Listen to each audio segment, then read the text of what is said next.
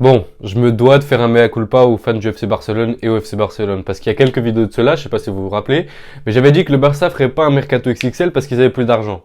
Eh bien, faut bien croire que je me suis trompé, puisqu'ils viennent de recruter Lewandowski, un des meilleurs buteurs de la planète, si ce n'est le meilleur, pour 50 millions d'euros. Bonjour à tous, moi c'est Enzo de BeFootball, et bienvenue dans cette nouvelle vidéo.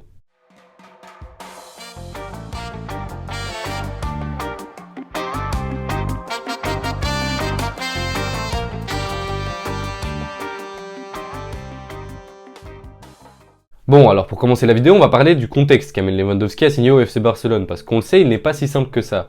Depuis quelques mois, Lewandowski veut quitter le Bayern. Et pourquoi donc? Eh bien c'est parce que le Bayern, lors de sa prolongation, lors des négociations de la prolongation, ne lui offrait que 2 ans de contrat, alors que Lewandowski voulait un contrat long. Mais récemment, lors d'une interview, eh bien Lewandowski il a dit que s'il quittait le Bayern, c'était pour changer de vie, pour changer de championnat, et pour changer de ville, etc., etc. Après, moi je pense qu'on s'en fiche un peu. Mais donc, l'intérêt du Barça pour Lewandowski et vice-versa s'est très vite montré, mais le problème c'est que les négociations traînaient en longueur, pour 2 raisons. La première, le Bayern voulait le prolonger, donc Lewandowski a dû aller au bras de fer avec le club pour pouvoir partir, et deuxièmement, c'est que le Bayern, même s'ils étaient d'accord de le laisser partir, ils n'allaient pas le laisser partir pour 20 millions d'euros. Au début, ils demandaient 65 millions d'euros, mais le Barça offrait entre 35 et 40 millions d'euros. Ils se sont finalement mis d'accord pour une somme de 45 millions, plus 5 millions bonus, donc 50 millions au total. Alors au niveau du contrat, on est sur 3 ans plus une option avec un salaire de 9 millions par an. Donc si on compare par rapport au Bayern, au Bayern est gagné 12 millions par an, donc c'est une baisse de salaire. Je sais pas pourquoi je bégaye, mais bon, vous avez l'habitude. Donc c'est un salaire décroissant au fil des années et il y a une possibilité de rompre le contrat contre une somme d'argent à n'importe quel moment. Mais bon, ça on en parlera plus tard dans la partie finance. Mais alors dans quelles conditions arrive Lewandowski, puisqu'il a 34 ans et c'était la raison principale de pourquoi le Bayern ne voulait pas lui offrir un contrat long. Ben moi j'aimerais dire qu'à 34 ans il a un physique incroyable, enfin il est un peu comme Benzema qui a son prime alors qu'il a 35 ans, 34 ans, 40 ans, vous verrez Benzema ça sera comme Zlatan Ibrahimovic. Ben il fait une saison incroyable, 56 matchs, 57 buts, 10 passes décisives, plus de buts que de matchs joués, meilleur buteur de Bundesliga. Moi j'ai envie de dire à tous ceux qui disent que Lewandowski est trop vieux, allez regarder des matchs du Bayern. Bon, alors maintenant, on peut passer au sujet du Barça. Déjà, j'aimerais dire que le Barça garde une attractivité incroyable. Contrairement à ce que certaines personnes pensent, le Barça, c'est comme le Real Madrid, c'est 2 clubs légendaires, les 2 meilleurs de l'histoire du football. Et donc, même s'ils sont en reconstruction et dans une mauvaise passe, les joueurs ont quand même envie de signer au FC Barcelone. On peut voir avec Lewandowski, Bernardo Silva, Christensen, etc., etc. Mais on en parlera plus tard.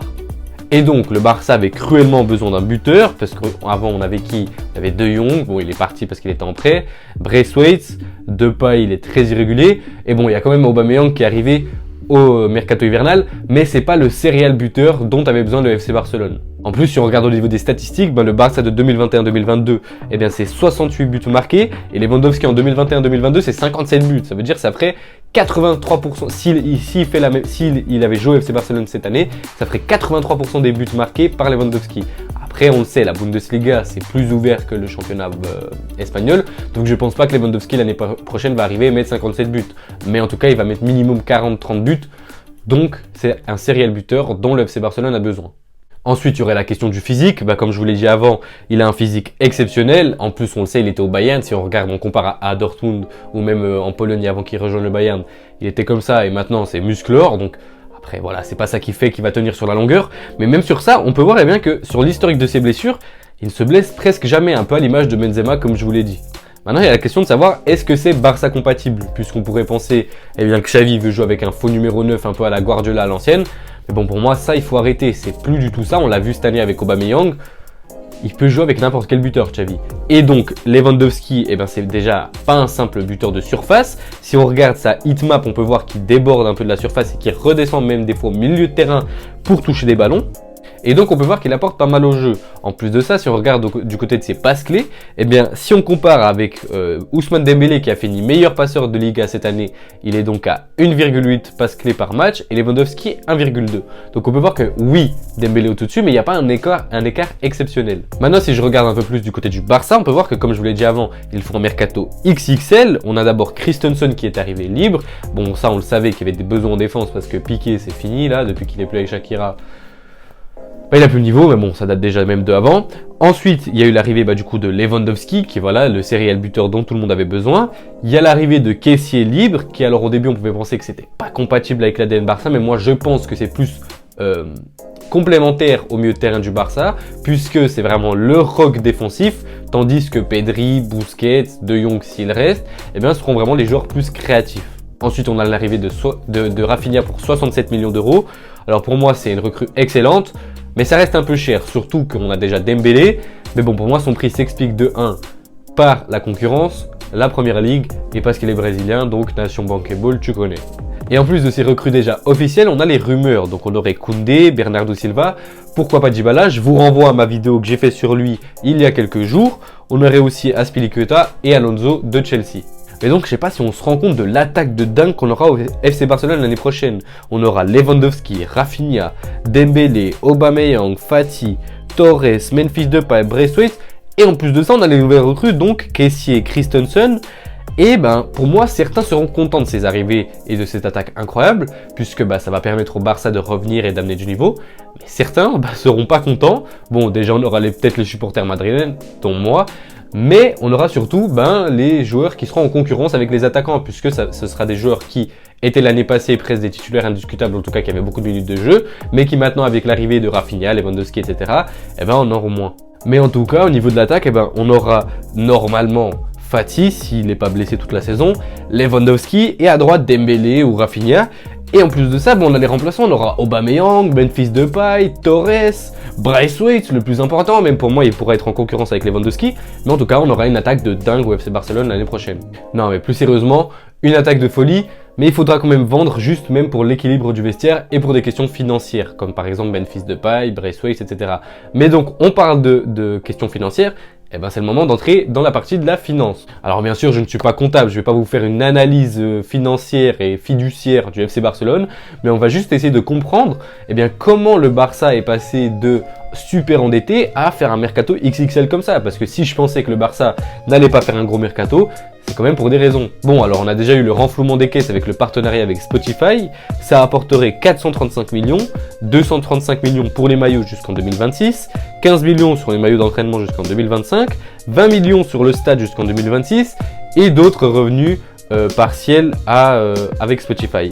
Et donc ça fait une énorme somme qui arrive au club, mais à court terme, et vraiment à court terme. Et c'est ça que j'ai envie de dire parce que le problème, c'est que dans ce contrat avec Spotify, il y a une clause de prolongation des maillots sur une période du coup plus jusqu'à 2026, mais de 2026 à 2034 pour seulement 160 millions. Donc là, on est à 160 millions pour 8 ans, alors qu'avant on était à 245 millions pour 4 ans. Donc si Spotify décide de lever cette clause, ça ferait beaucoup d'argent perdu pour le FC Barcelone.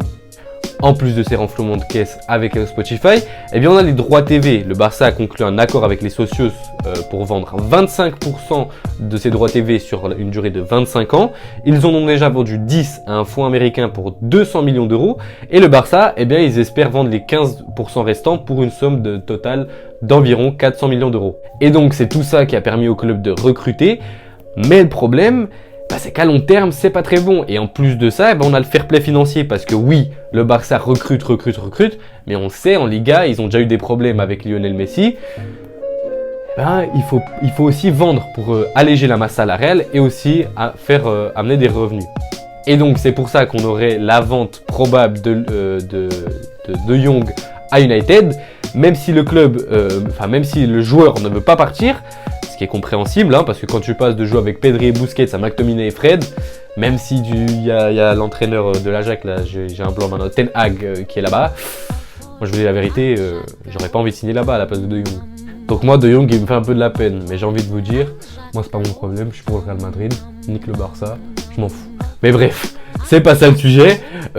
Si maintenant on parle un peu plus de Lewandowski, on a la possibilité de rompre le contrat si justement Levan devient une trop grosse masse financière et un problème financier pour le FC Barcelone, ça permettrait au Barça de couper son contrat contre une certaine somme d'argent, même si Lewandowski serait très bon sur le terrain. Mais donc, quel est mon avis sur ce transfert et sur le mercato du Barça en général ? Pour moi, d'un point de vue sportif, c'est un mercato exceptionnel. C'est une réussite énormément excellente, j'ai envie de dire. Début 2021, on avait une attaque Fati, De Jong, Dest. Enfin, Dest il joue souvent parce que Dembélé n'était pas là. Et maintenant, on aurait une attaque Fati, de nouveau s'il n'est pas blessé. Donc Fati, Lewandowski et Dembélé. Et même pourquoi pas Rafinha peut dépanner avec Torres, Aubameyang, Depay, etc. pour les remplacer. Et en plus de ça, on aurait encore toutes les recrues qui sont arrivées et qui vont sûrement arriver.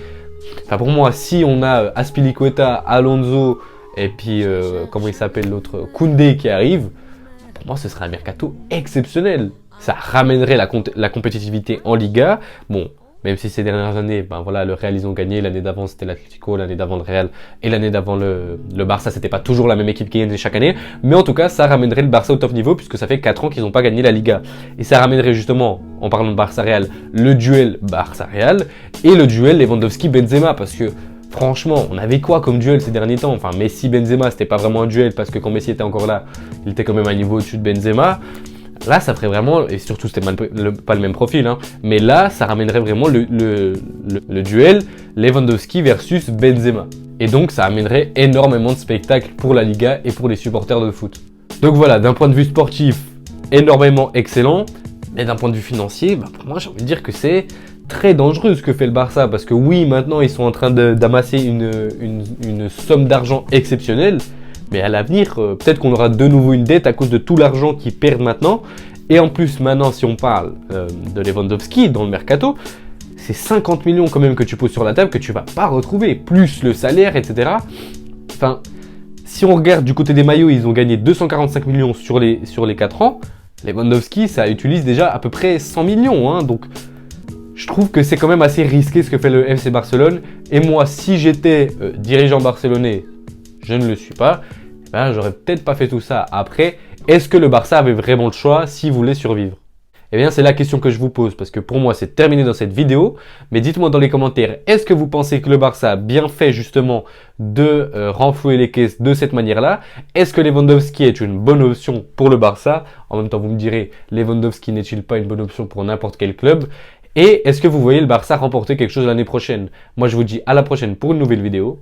Allez, ciao!